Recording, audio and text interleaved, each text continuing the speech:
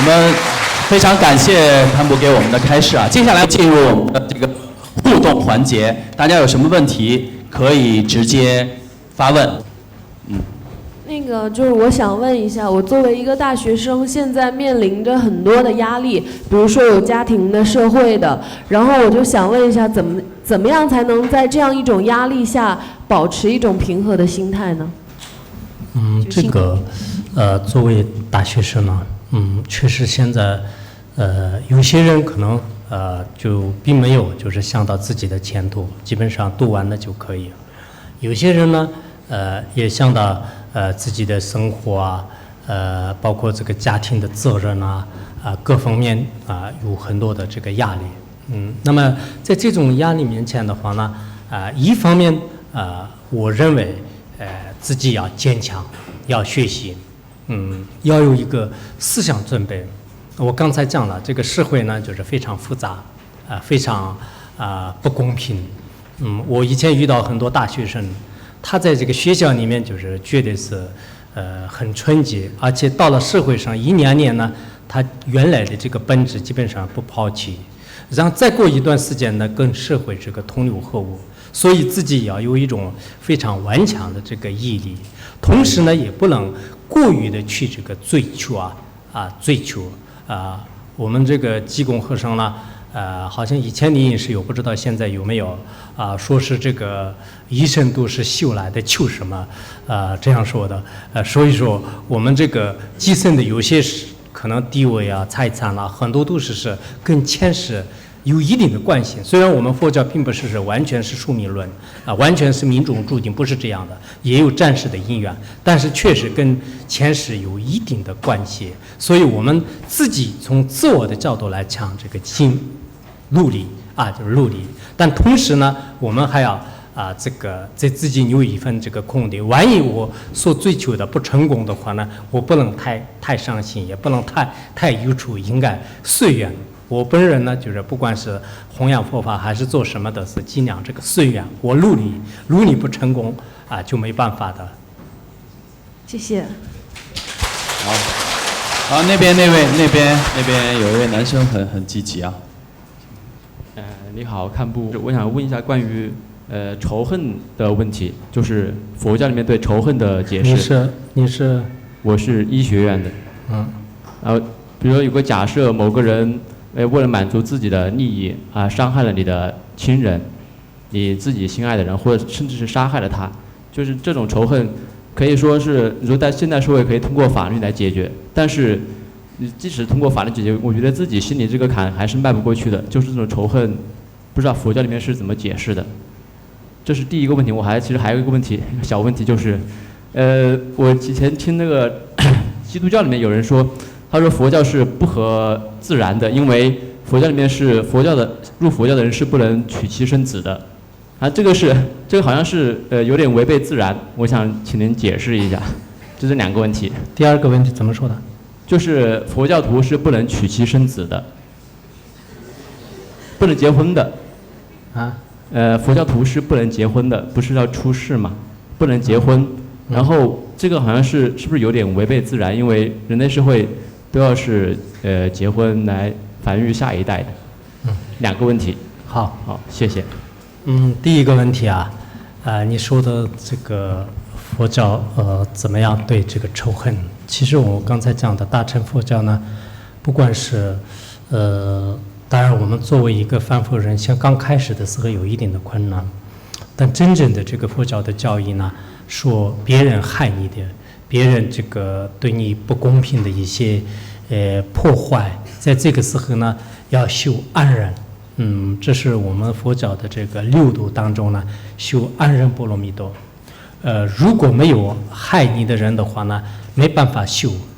所以众生和佛陀呢没有什么差别。为什么呢？没有众生，我们没办法修安忍，没有办法修安忍的话呢，不可成佛。因此呢，我们现在这个佛教最伟大的一个精神之处呢，就是任何一个人害我的人呢，把他当作我的这个善知识，这是我们一般人来讲是很难这个做到的。但是佛教的这个最究竟的教义呢，就是要这个修安忍，就是不能以牙还牙，不能呢就是这个进行这个害他啊，这样一来呢，对你个人的这个修行境界越来越提升。第二个问题呢，佛教并没有讲不能结婚啊。佛陀在那个《阿含经》还有《三圣经》，《三圣经》里面呢，像怎么样就讲了很多丈夫的法相条件，妻子的条件，怎么样爱护孩子等等，这些道理。所以我们佛教呢，并不是要求全部都是要出世，要全部呢到深山野岭去出家，并没有这么说。而且佛陀在世的时候呢，在家人是大多数，出家人是极少数的。因此呢，佛陀专门为在家人呢，讲一些优婆塞经啊，优婆塞经，还有呢三圣经等等，所以说佛教并没有提倡所有的人出家，但是呢有个别的因缘成熟啊，看破世间的时候呢，也允许出家，应该是这样的理念。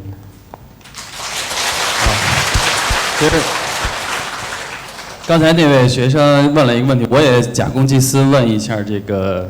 堪布一个问题啊。其实我也是在想，因为可能我也没有皈依，但是我一直非常想亲近到佛教。但是我思考的一个问题就是，佛教让我们放下执着，但是我们每一个佛教徒都执着于往生极乐世界，这样的执着不是执着吗？好，执着这样也是执着啊。是这样，佛教呢，讲执着和不执着呢，其实佛教讲的是二谛，生一谛和世俗谛。当生一谛讲的时候呢，一切都是空性的，一切都是没有执着，就像我们的《般若经》里面所讲的一样的。在这个时候呢，万法包括佛的智慧啊、极乐世界啊，全部都是空性的，就像。中观根本慧论里面，龙母菩萨有大量的论证来，说啊，就包括涅槃之类的全部。但是在世俗当中呢，有极乐世界，有地狱，有世间，有轮回。在这个时候呢，一定要依靠往生法，然后到了极乐世界，真正通达二谛无二的时候呢，所有的执着都是可以放下的。这个是。月称论师就讲了一个比喻，就像我们在梦里面的时候呢，有恐怖，也有解脱的方法。当你梦醒过来的时候呢，恐怖也没有；当你梦中的宣扬和害怕也没有的。但是你不能把心觉的这种境界跟梦的这种境界呢，混淆。如果这样的话呢，二谛混淆。所以佛陀在佛经里面讲的是最根本的，就是要懂到二谛之间的差别。当我们完我放下，到这种境界的时候呢，所有的善恶分别全部都是没有。当你没有到这种境界之前的话呢，善还是对着恶的。那么我们一定要断恶行善。极乐世界也是有的。谢谢。我还想接着刚才一位女士，她可能在修行当中碰到的一个问题啊，她提到一点是简单，怎么样能够让我更简单一点？其实这也是我觉得很多人想的，我也特别想，我有什么样一个特别简单的方法，能够让我也能够获得同样的，比如说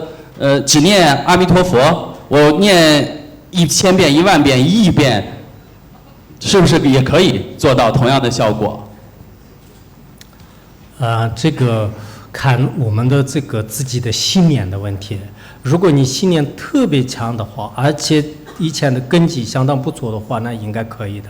如果你没有这样的一个大高的境界的话呢，就像我们世间的一个博士生的学问呢，很快的时间当中马上要想得到，或者说通过一种特别方便方法的话呢，除非是没有特殊能力的人呢，有一定的困难。谢谢，谢谢。好吧，我们继续这边的朋友啊，我们因为在浙大尽量的让我们年轻的学生来提问啊。对对对，好，后面。上师你好，我是那个浙江工业大学的学生，然后我学的是广播电视新闻学，然后我就有这样一个问题，因为我刚开始接触这个佛教啊，我所了解到的就是这个佛教可能它宣扬的是一个是因果论，还有就是它教导人们要心平气和，要去接受那个以前那些事物，但是因为我现在是那个大学的刚毕业的学生。然后我们要为了未来的理想去努力、去拼搏、去奋斗，那这是又是另外一种感觉。那这两者之间，或者说这个跟佛教之间是不是一种矛盾？那如果是矛盾的话，那应该怎么样去这个解决？应该怎么样去看待？我想那个我们不管是任何一个事件的这种哲理啊，就进行奋斗的话呢，心平气和啊，就是心应该这个平静，就这是不管对任何一个工作的需求呢，都不可缺少的。如果我们心浮躁，心呢就是特别着急，心那个不平静，在这样的状态下呢，就是所做的事情呢，成功率不是很高的。所以佛教呢，就不管是做任何一件事情呢，首先是应该观察自己的这个心。当你观察自己的心以后呢，如果是心善，就是可以做；心恶的话呢，就是不做。什么叫心恶呢？也就是说，我这件事情是，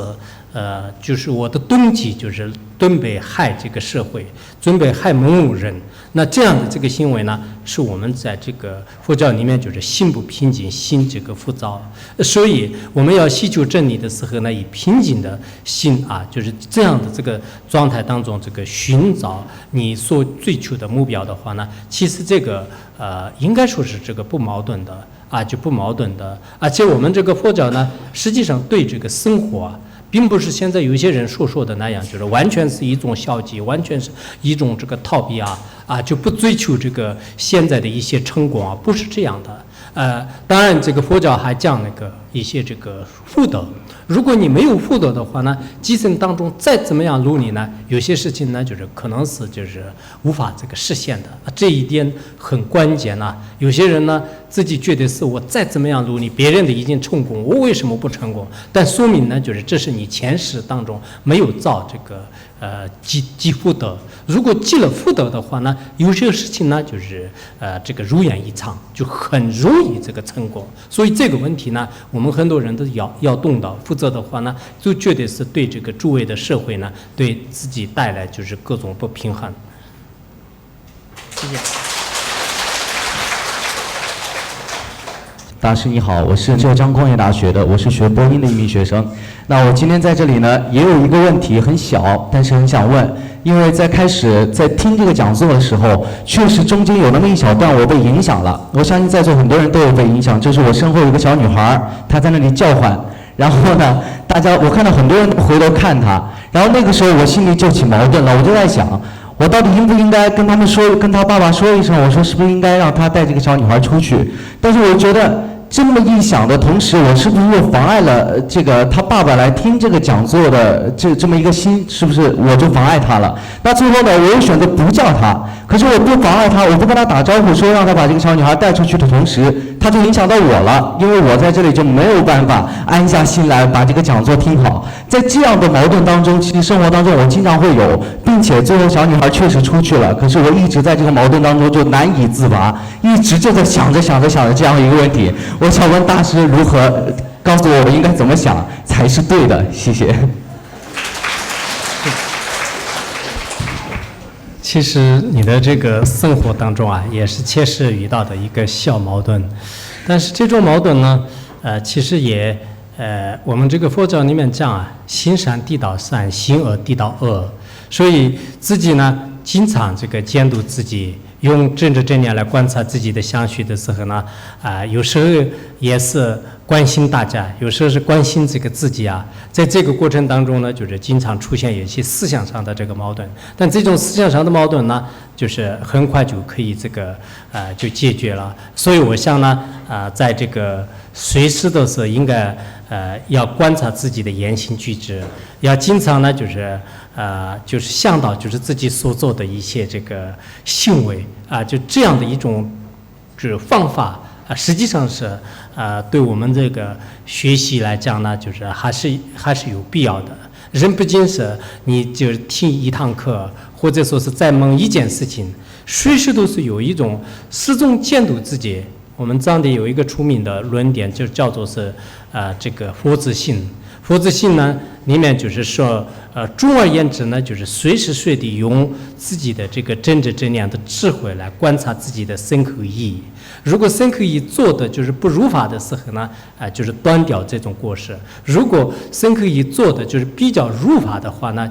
那么就是精行，就是在精在力，这就是我们大乘行者的基本行为。所以呢，随时都是要这个监督自己、观察自己呢，这是一种很好的这个行为。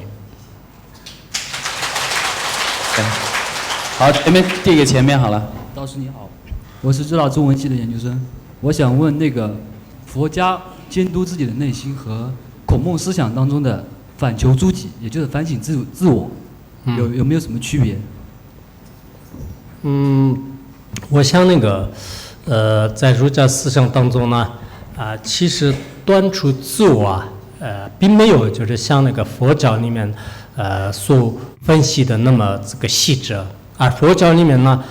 就是自我的这种剖析自我的这种摧毁呢，在生命当中怎么样这个断掉，就讲的尤其是像儒中论这个智慧品就这些里面就讲得很清楚。而这个儒教这个思想当中的话呢，应该这个孔孟的思想里面呢，只是做我们这个实践当中怎么样做一个善人，就并没有呢，像佛教讲的一样，完全抉择为空性，最后呢如何断掉，最后抉择一种你四边八邪的一种境界说出来，我觉得并没有，只不过呢，对利他和对报恩和对孝顺这些方面呢，提倡的比较多。好，谢谢。我看那边一位男生一直在跟我招手好。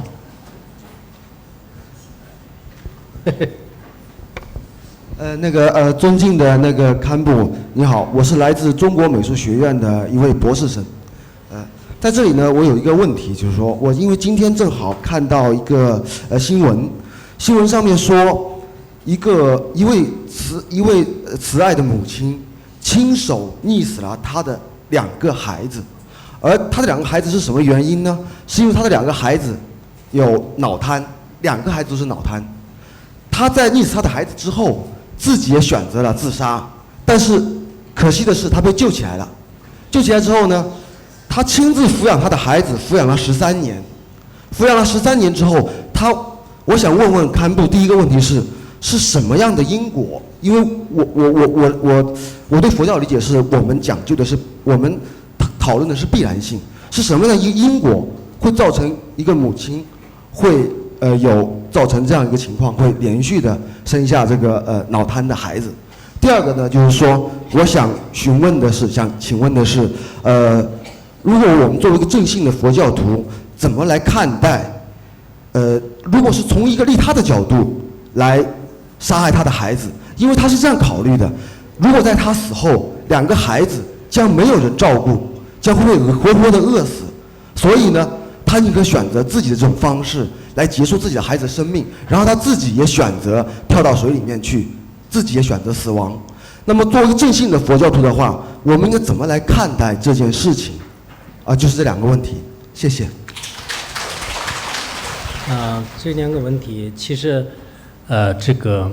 人与人之间的互相这个残杀，还有人与动物之间的互相的残杀的这些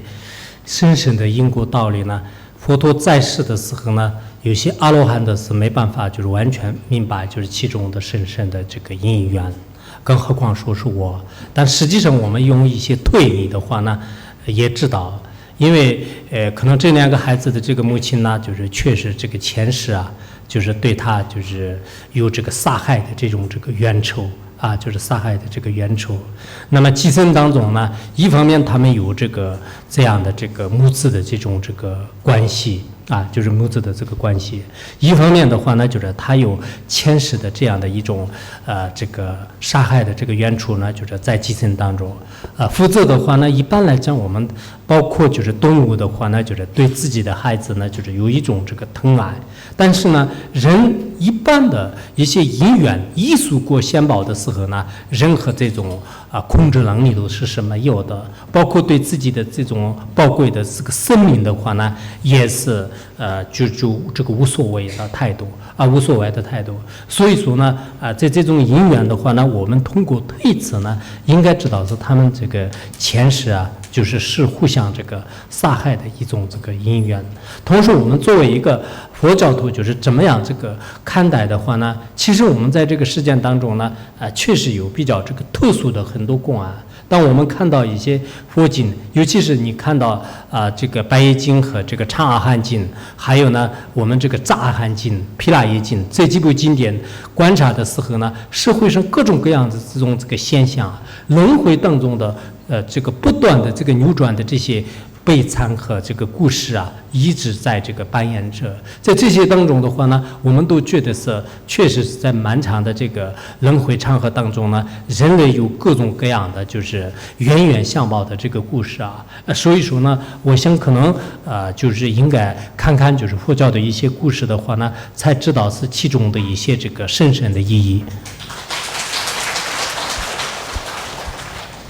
你好，我是来自浙江工业大学播音系的一名学生。那么我想问的就是，都说佛是讲究轮回、讲究因果的。那么前段时间有一件事儿对我影响特别大，那就是我的一个好朋友，我听说他得了那个红斑狼疮，是一种免疫系统的那种就是不治之症。我觉得一切都是很措手不及的。那么我想知道的就是，我们要通过一种什么样的途径，然后才能知道自己的前世今生呢？知道自己的因果轮回，这样。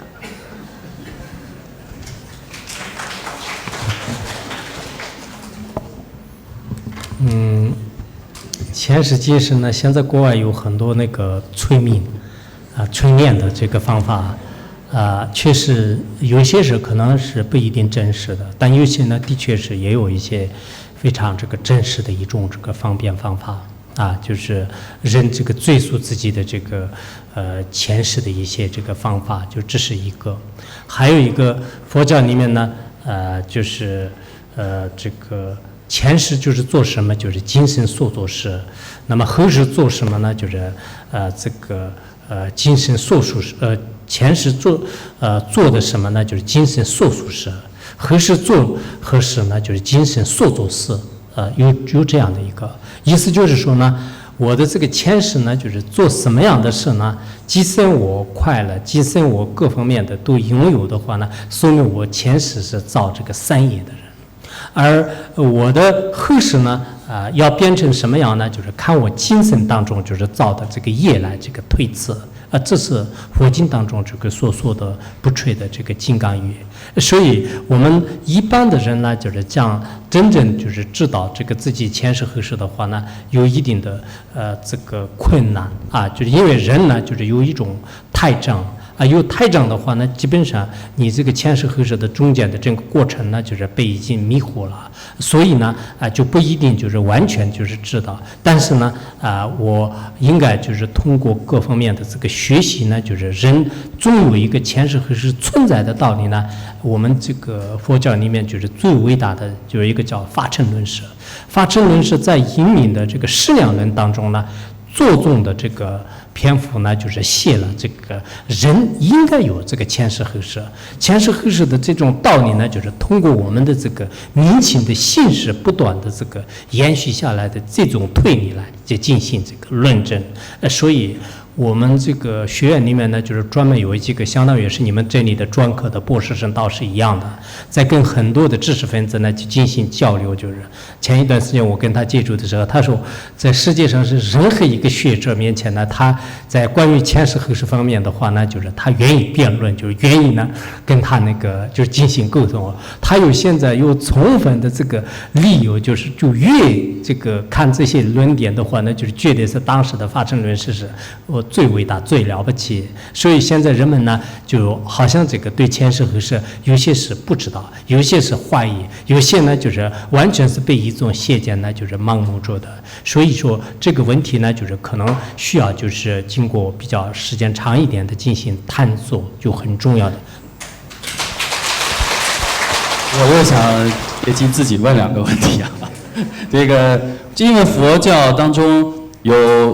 尤其是这个藏传佛教很注重这个依止上师，寻找到上。但是现在好像包括众多的我们的现在新闻传播也很发达，在这样的一个情况下，我们很多可能不了解佛教的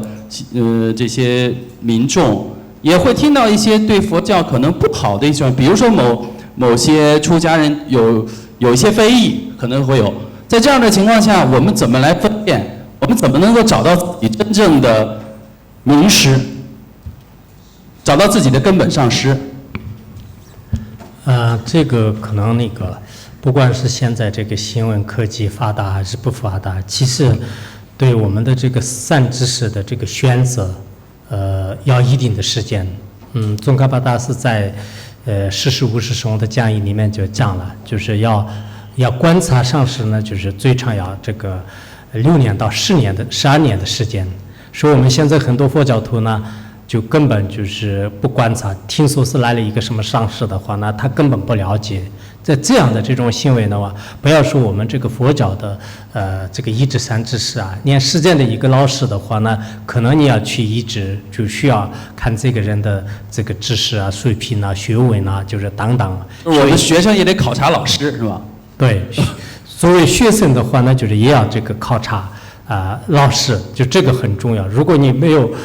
随便你在这个街上就是碰到一个说我是老师的话，那你依止他，可能有一点危险。同样的，我们这个佛教呢，如果他自己没有观察，自己乱依止呢，是他的过失。当然，有些上师呢，是这个真正的这个善知识；有些人呢，可能是不一定真正的善知识，只是这个就冒充的，就是这种也有。但在这个问题上面，学生他自己应该头脑清醒的去观察。其实这个是应该是这个我们佛教徒的一种事情，并不是藏传佛教的这个一些过失。因为佛教里面就是一再要求必须要观察善知识，可是我们佛教徒自己去盲目依止的话呢，这就是哪一个教徒他自己的依止方法没有对，就是他的这个后果应该自己负责。好吧，好，那我们再把时间留给其他同学那边。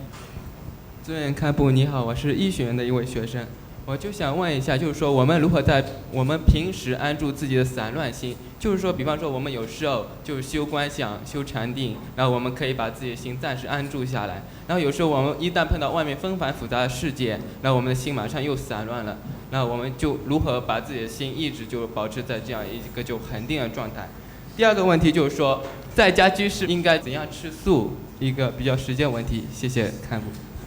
第一个问题，你那个刚才说的是散乱的心当中安住，可能不是吧？散乱的心前出以后就安住，意思就是说，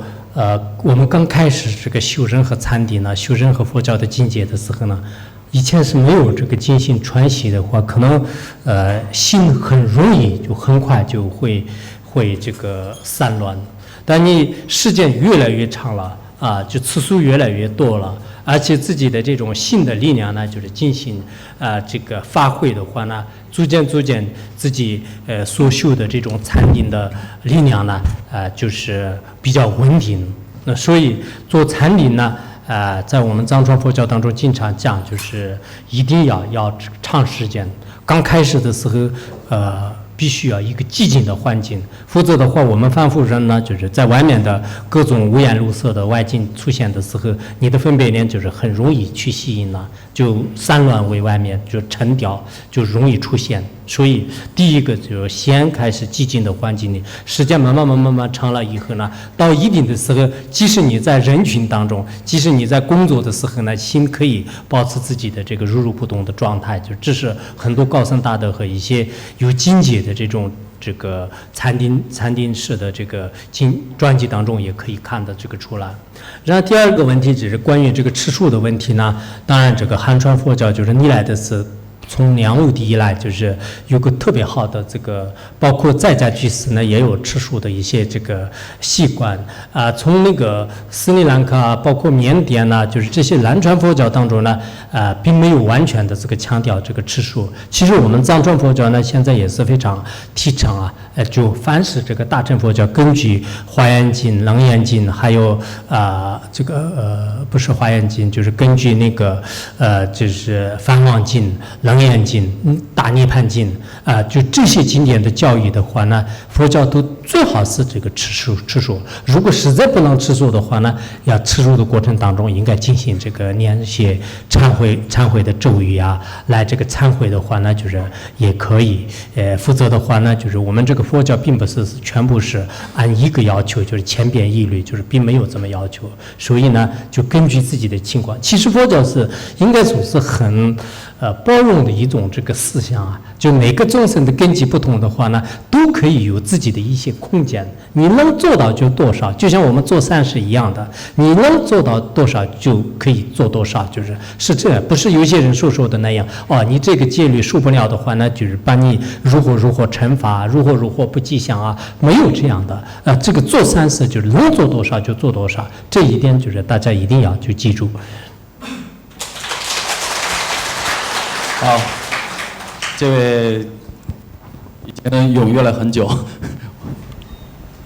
开布仁姆切好，我是一个我不是大学生，我是社会的多年的游子。那通过刚才的那个听课和过去看您的很多书，我们觉得您这个对景很殊胜，我们大家对你具足了很多的信心。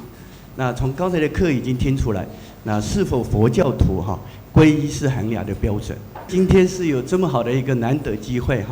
那我想第一个呢是在堪布前面有一个忏悔的机会第二个呢，我想呢堪布给我们大家能否有一个念皈依的一个可能？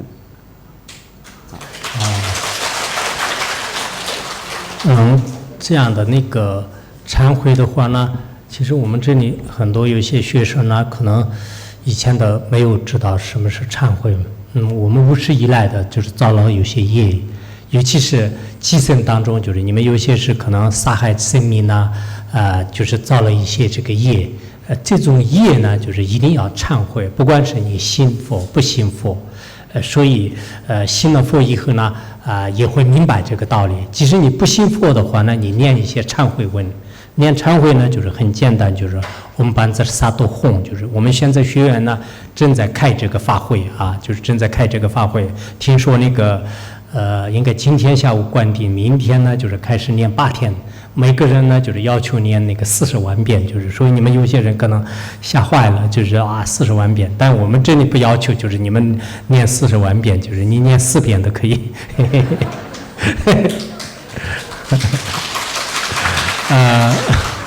所以这个忏悔的咒语呢，就是叫嗡班兹萨多哄，嗡班兹萨多哄，嗡班兹萨多哄就这样，我们这个光是念一句的话呢，就是有很大的功德确实，我们在这个世界当中以前造了很多的业，如果我们业力特别深重的话呢，精神的事业有障碍的那么这个很多的这个工作就这些都是业力特别深重的人特别罪业深重的人，做什么事情都是不成功，会有这个可能。所以经常自己做一些忏悔就是很重要的。然后刚才那个第二个问题就是说这个皈依皈依的话呢，你们就是也是自由如果你自己想皈依的话呢也可以；如果不想皈依的话呢，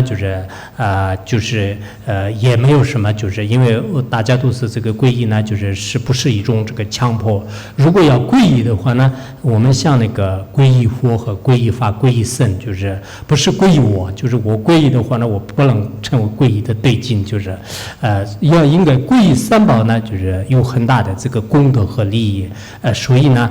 刚才有这个要求的话呢，我念一个皈依偈，然后你们愿意皈依的心里面就是观想，就是我皈依了，就是发一个决心就可以。如果不愿意的话呢，就是这是就是当着这个也不用这个盖耳朵，不要紧的，就是听你的耳边听了也是不会有害处。Lamalar Jasam Jivo, Sanjelar Jasam Jivo, Chular Jasam Jivo, Genalar Jasam Jivo, Lamalar Jasam Jivo, Sanjelar Jasam Jivo, Chelar Jasam Jivo, Genalar Jasam Lamalar Jasam Jivo, Sanjelar Jasam Jivo, Chular Jasam Jivo, Genalar Jasam Jivo, Namo Bardaya, Namo Dharmaya, Namo Sangaya, Namo Bardaya, Namo Dharmaya, Namo Sangaya. Namo Bardaya, Namo Dharmaya, Namo Sangaya, Jondan de Deon Shabbat, Jumba, Topper, Sopa, Sanji, Harjara, Shakata, Bala, Shamsar, Lom, Chodor, Jasam Jivo, Jondan de Deon Shabbat, Jumba, Zopa Sanji, Sudur, Janla, Shamsar, Lom, Chodor, Jasam Jivo, Jondan de Deon Shabbat, Jumba, Topper, Sopa, Sanji, Gumbo, Honamebal, Shamsar, Lom, Chodor, Jasam Jivo, there's a trip, Kinji, to get on the Barmonum, Chimsey, Nibes, Lame, Jimber, Chandra, Tindra, Conor, Dawson, Jerusha, Counter, Chia, Tamchet. 토리 용돈돈돈 더버서 테마도 주당저 저런도라랑 여버서 대양 라마단 밤미시전 연동 삼모 출랍셔버 출동내는 형보통 또대 centre 집이 견조 걸어서 주바단 비처럼 도저 전도라 경험해봐 라천산도 쇼리메바이 당시 샴지 상계 토버러 쇼마온 저상계 노한타이도 있으죠 특지 전보라 용도 성함 대신 돈 상지 장소 보면 거기 거들 경험들 호도메바이 대화전지 샤위전금들 도전도는 전부 결마도 대화전지 얼마 줘봐라 때를 지내 남대자 Terkut dokar monum tabayin jogju sanjib shangsam tamse ji kaman rabar shinji labda sur daya da banza zhiya awan borda na yesu哈可以我本来也想给你们这个种个3根但是我不好意思说就是所以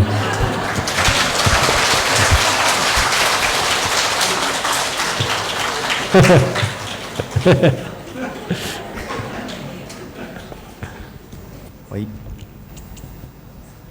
今天晚上能够聆听堪布的教诲，受益匪浅。也感谢浙江大学，感谢刘英老师能够给我们这个机会。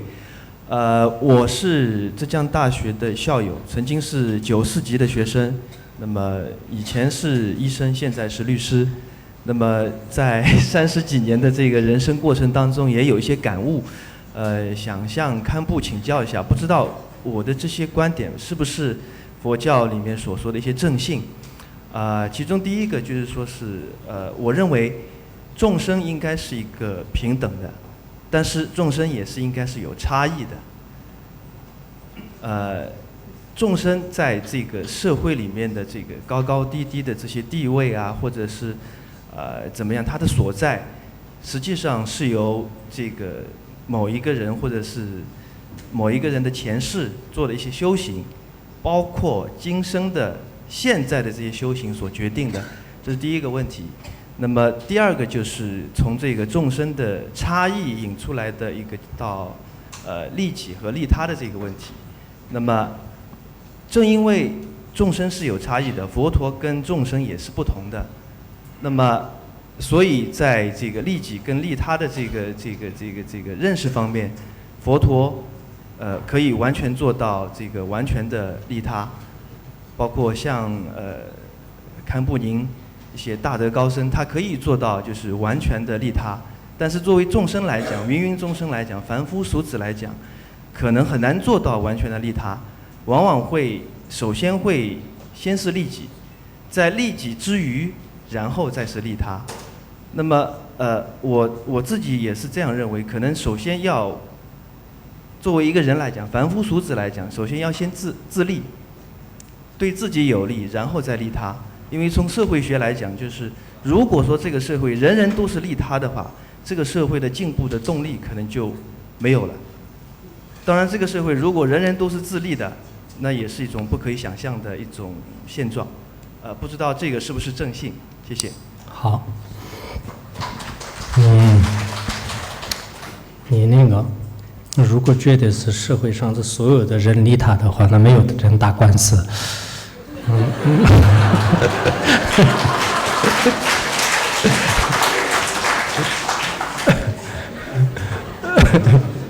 开玩笑，那个我们那个实践当中的这个人众生啊，其实你刚才第一个问题里面所讲的一样，有差异。一个是。前世的福报不同，继承当中的包括我们的相貌啊，财富啊、权利啊、地位啊、心态啊，都有不同的。这个是佛教在这个不同因缘的业果期里面都已经讲了。我自己以前那个学过《百益经》呐，就越学越感觉到我们这个世界当中的很多千差万别。虽然佛陀在要义经典里面总是每一个众生具有如来藏德相，就是从这个层面来讲是每一个众生应该说平等的，但是每个众生的福分和福报和这个善恶业不相同的原因呢，就是基层当中有这样的这个差距啊，这差距。然后这个我想作为凡夫人呢，就是可能会确实是有做这个利己的这种成分呢，应该是比较多的。但是我们现在这里呢，不要求就是每一个人都是变成这个菩萨啊，不是每一个人呢就是都变成就是朗尼达者，这是人类呢最高的一种这个思想的这个目标呢，就是利他是最珍贵的。现在这个社会上呢，很多人的认为从小的教育一直到现在呢，一直到最后呢，都认为是利己就可以呢，利己为中心。如果这样的话呢，那么就是我们世间的就是各种这个社会呢，就是也不会安宁的，而这个出世间的这种成就和这个佛果呢，也不能得到的。所以在这个问题上面呢，我们也应该就是了知，这个利他思就是在所有的精神层面上是它是最崇高的、最高尚的。上师你好，我是从事销售工作的。那是这样子的，就是前段时间呢，我有了解到，就是马云跟那个李连杰他们现在做一个叫做太极禅的一个协会。那就马云的观点说呢，他说是这个太极呢可以融合佛家、道家以及儒家思想这个3家思想的一个精髓。那么他们成立这个太极禅呢，就是想要就是那么有些人就众说纷纭嘛，有些人觉得呢，他们这个行为挺好的，那么可以让广大民众都来参与这个运动。那么有些人呢觉得可能马云是因为这个事业做到了顶峰，那么现在他是想要让自己在这个思想界，那么也能够独占鳌头。我是一直觉得，因为这3家思想，尤其是佛家思想，那是博大精深，历史悠久。那么就是想那个上师能不能对他们这样的一个行为方式做一个点评？这个因为我本身呢，我们在读书的时候呢，我们就喜欢太极拳，就我们在学校里面就是专门放一个大的那个口袋，里面装沙子，然后呢就是晚上把这个作为对镜，就是老师看不见的地方时候呢，就经常我们有一群孩子在那里，就那个时候是刚刚那个太极拳比较这个兴盛的时候。但实际上我后来就了解这个太极的话呢，实际上对这个人生的这个规律啊，整个这个人体的一种规律呢，就是依靠这太极图的这种这个形象就是人天合一的这样的一种这个思想理念，应该说是道教从它的一些这个理论学说上看的话，那就是有这个深深的这个意义。所以我们呢在这方面呢就是没有这个很深的这个研究。其实每一个宗教呢就是都有它的不同的一些这种窍诀，这种窍诀是真正让这个实现的时候呢，不管是对社会、对自己的人体都是有利的。只不过有些人呢，就是他没有完全领悟到他的这个窍诀的深深之处，只是以个人的分别念，就是开始进行这个编造，就是进行呢就是造作，就是这样的话呢，可能跟这个原始原委的教义呢，就是有一些这个变化就变化。所以我觉得呢，如果真正的一些这种动作或者是理念的话呢，就是应该是很好的。但具体怎么样呢？就是应该根据就是不同的情况，就是由它的这个不同的这种分析来就是解决。那位朋友特意跑过去是吗？跑到话筒跟前，那就给你吧。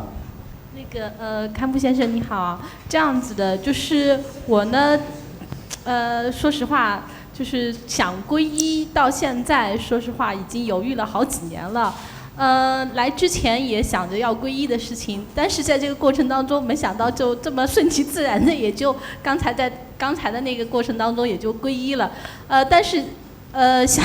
就是接下来的话，我想询问一下，就是说以后怎么跟上师保持联系？还有呢，请上师赐一个法名行吗？像那个赐法名的话呢，就是今天愿意皈依的呢，都可以叫那个，因为我们观定的时候，或者是其他的一些受大戒的时候呢，也有这样的这个传统。这样的话，今天一个一个去的话呢，可能也有一点的困难。因此我就共同去一个愿力。今天我们本来是讲大乘佛教利益他人，我本人的话呢，就觉得是利益，哪怕是一个人就是得到一点点的利益，都是大家都是愿意付出，愿意就是努力。所以呢，今天就是愿意皈依的人呢，就发明为这个统一去为这个愿力啊，就是利益众生的这个利益。然后以后联系的话呢，可能就是再看看吧，就是我现在那个开的微博，就是然后微博上也看一看，我刚刚发了一个龙井茶田，然后他们很多人说是你在杭州啊，所以看看这样，这个可以多问一下，也可以。这里就没有什么的话，我们慢一点问，今天多交流一下也可以。你先来吧，大家难得机会。尊敬的堪布上师您好，我是那个周三一老师的学生，今天得到您的开示，非常的感激，也非常激动。然后您今天跟我们讲了，就是我们人要怀慈悲心，要放下我执，要没有分别心，要利他。那么我想就是我这个问题可能是跟刚才那位男士有点衔接。刚才您也回答了这个就是关于利他这个问题。那因为我觉得我个人慧根比较浅，所以想老师再给予开悟一下，就是我觉得利他是不是就是说无时无刻无地无所，就是无论何时都是利他，还是在利他和利己之间找到一种平衡，然后就是尽量的去利他，因为我们是就是普通的凡人，在那个社会当中，工作当中就生活当中肯定会跟旁边的人发生一些就是利益上的一些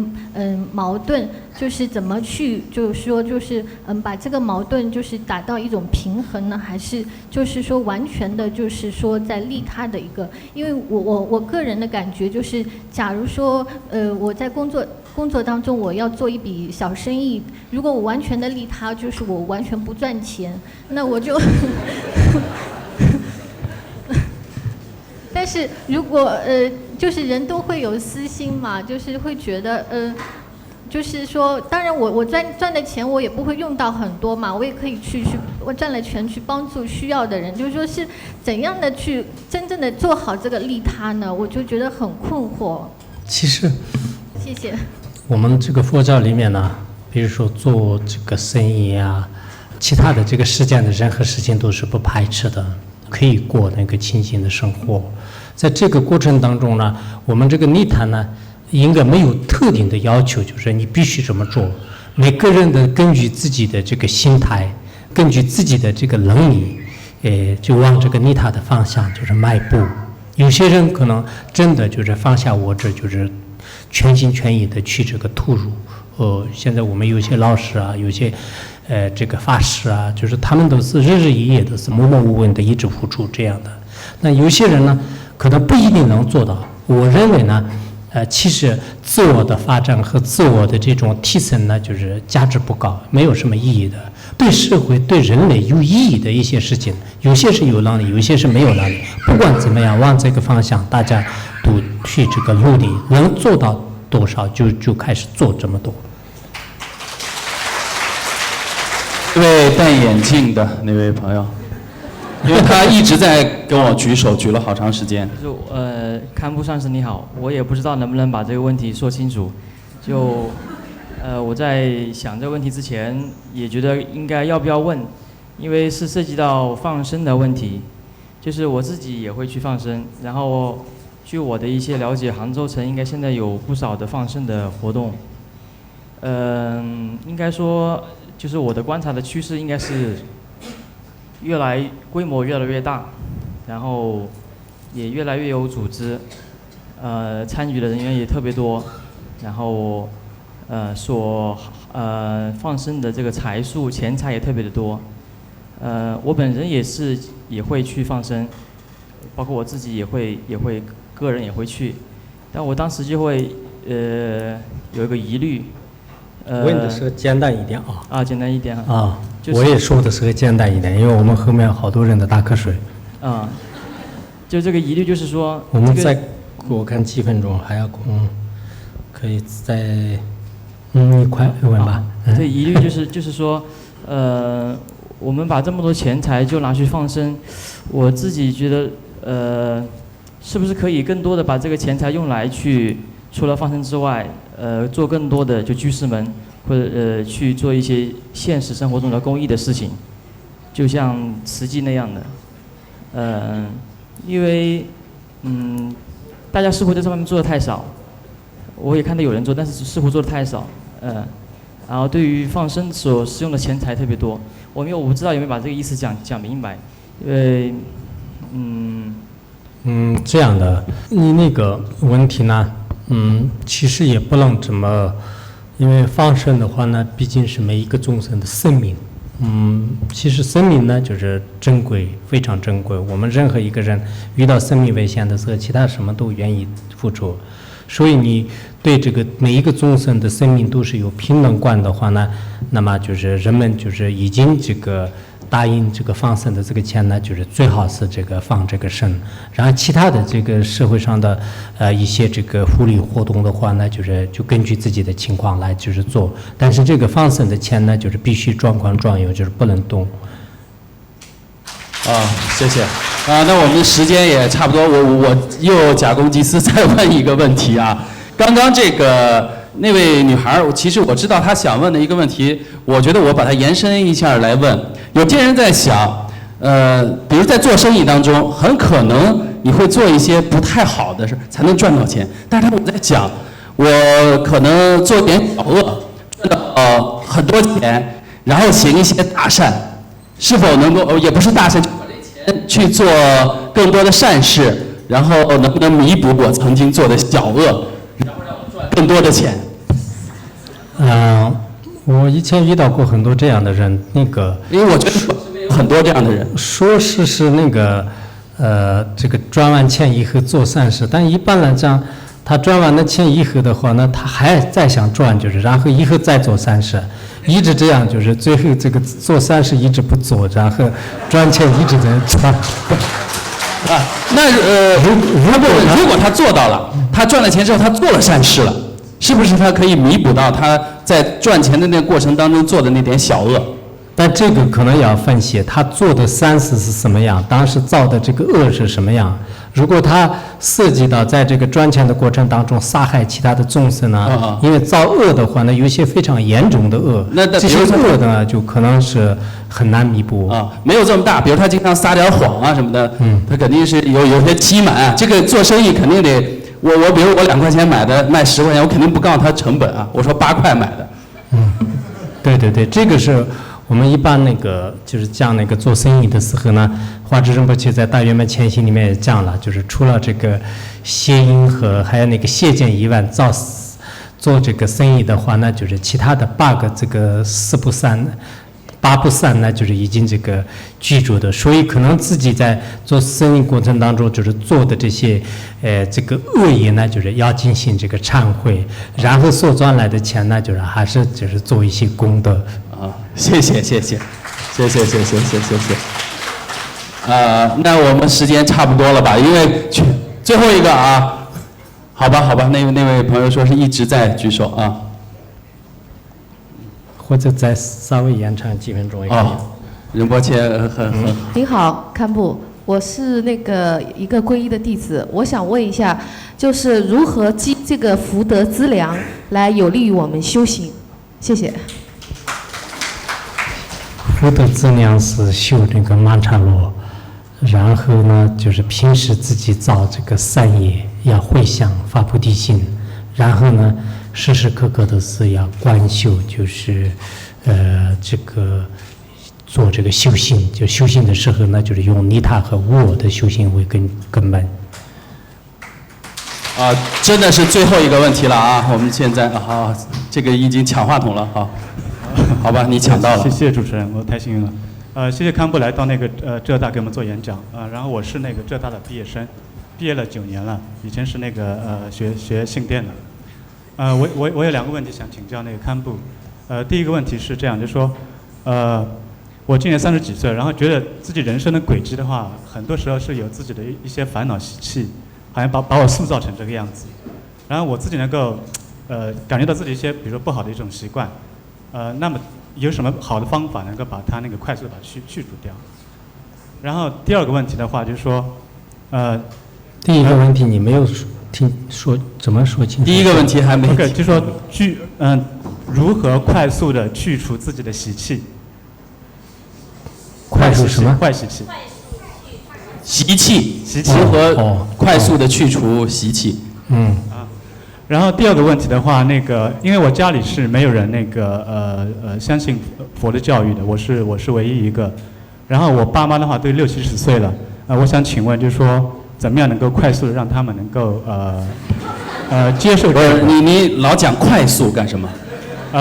因為他們60、70歲了嘛。然後那個對於老人來說的話，堪布有沒有建議比較好的那個就是休息的方法？好，謝謝。最快速的方法呢，慢慢给他们讲。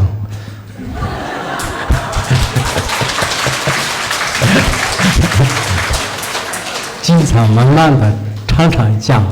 这样以后呢，就是他们会快速的这个行佛教。然后你的这个习气呀，最快速的要断掉的话，那吉天菩萨有一句话。说是自己和他人呢，就是最快速的想获得成就、断除罪障的话，那要修这个自他交换。所以你看看这个入菩萨行人专门有这么一句话，所以我们要最快速的将自相续的烦恼障和所知障习气要断掉的话，那就是一定要就是有一种换位思考啊。就现在人们经常讲的是，我站在别人的这个位置，别人放在我的位置。然后在这样的时候呢，就我们这个修利他心呢，就是很容易。在这个时候，我们的很多习气的话呢，就是可以就消除，就是这是最好的一种方法。那个提问我们就到此为止。如果要不然的话，这个问题会一直问下去。请刘老师给我们。感恩索达吉堪布。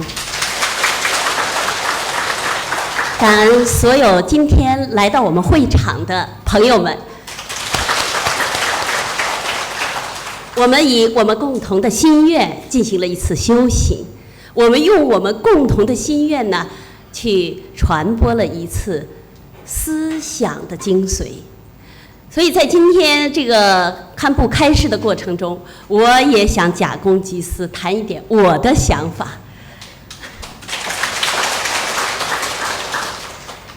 也许任何一次仪式呢，都可以变得非常的热烈，但是任何的一次仪式过去以后呢，它留下的东西将会沉浸在我们人的心中，那是不同的。我想今天在这儿接受了堪布开示的每一位朋友，他的内心深处都会因为自己各自因缘的不同而留下不同的印象。我也非常感恩这个时空，让我们大家能够聚集在这里，领略一次智者的开示。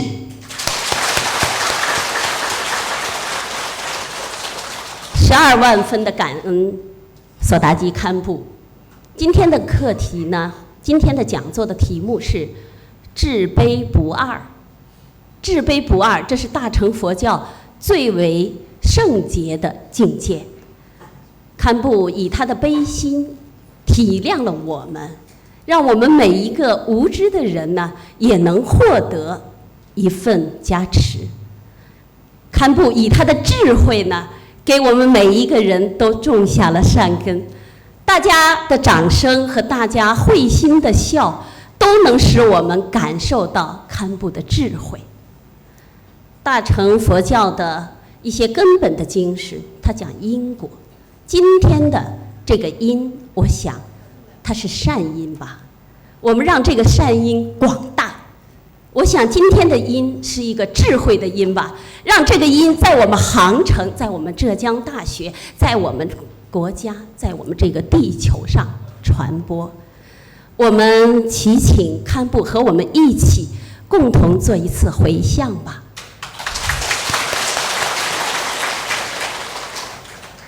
소남다이 탐체스바냐 토나니 베다나 판시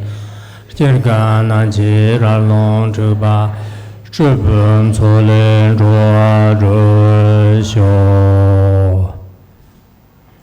愿以此功德庄严佛净土，上报四重恩，下济三途苦。所见闻者菩提心，尽此一报身，同得极乐国。堪布的开示是我们在杭城浙江大学里思想传播的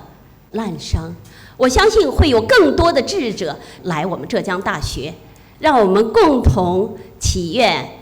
这些智者长久住世，广转法轮。今天的讲座呢，就到这儿了。我想，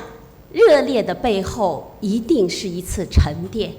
让我们跟着智者的脚步，走向我们心灵解脱的彼岸。谢谢大家。